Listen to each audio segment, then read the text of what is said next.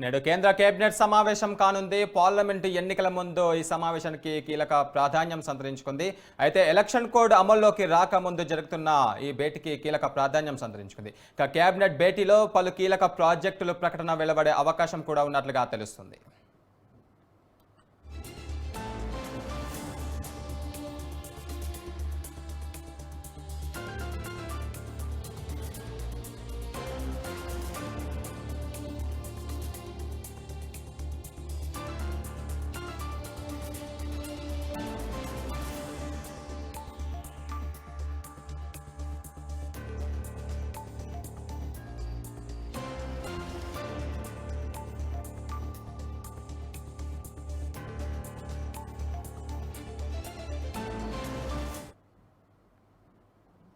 నేడు కేంద్ర కేబినెట్ సమావేశం కానుంది. పార్లమెంటు ఎన్నికల ముందు ఈ భేటీకి కీలక ప్రాధాన్యం సంతరించుకుంది.